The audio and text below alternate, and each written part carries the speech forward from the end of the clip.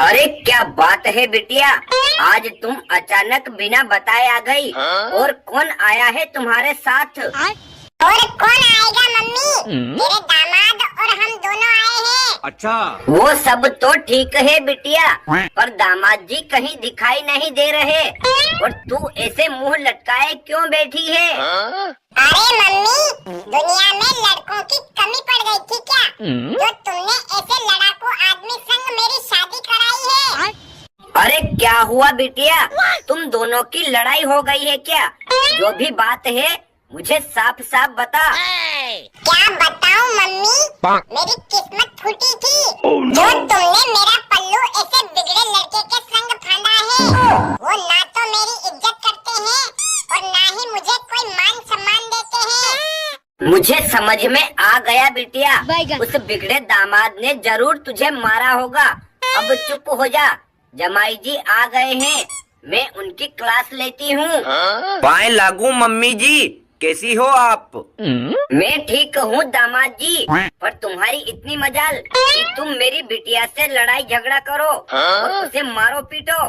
खबरदार, अगर मेरी बिटिया को हाथ लगाया तो मैं उसे यहीं मायके में बिठा के रख लूंगी, फिर जिंदगी भर रहना अकेले।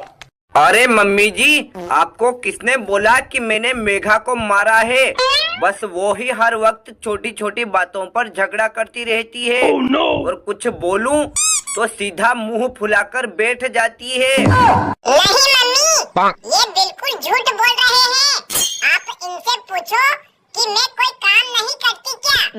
क्यों दामाद जी, मेरी गाय जैसी भोली बिटिया बोल रही है कि वो अपना सब काम समय पर करती है, उसके बावजूद भी तुम झगड़ा करते रहते हो।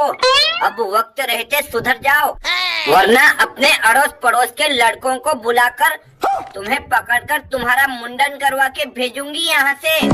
अरे मम्मी जी, आपने अपनी बिटिया को तो गाय जैसा बता दिया, पर क्या आपको पता है वो दूध नहीं देती, हर वक्त बातों के सिंग मारती रहती है। देखो मम्मी, ये तो अपने बचाव में कुछ भी बोल सकते हैं। अच्छा, तुम इनसे पूछो आज झगड़ा किसने किया था।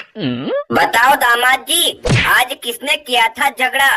मैं उसी की वाट लगाती हूँ। देखो मम्मी जी, मैं बता रहा हूँ, आप ध्यान से सुनिएगा।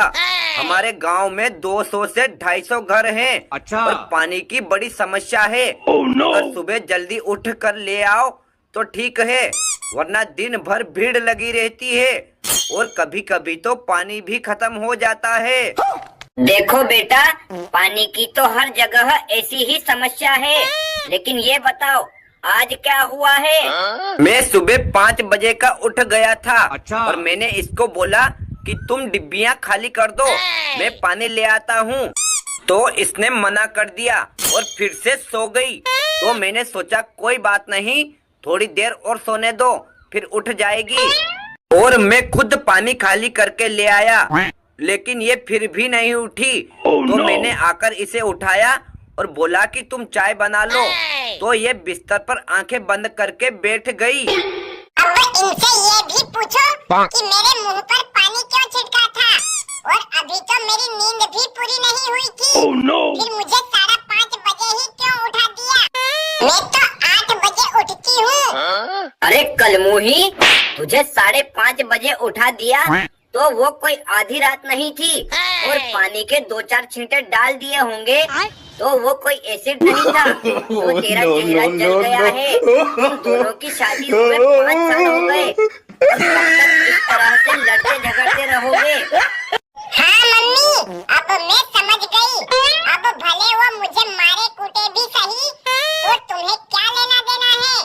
तुम्हारे सिर से तो बला टली। अरे कमीनी, कोई भी बेटी अपने माँ बाप के लिए बोझ नहीं होती, और मेरे दामाद जैसा तो किसी को दामाद भी नहीं मिलेगा। बेचारा न मांस खाता है न मदिरा पान करता है।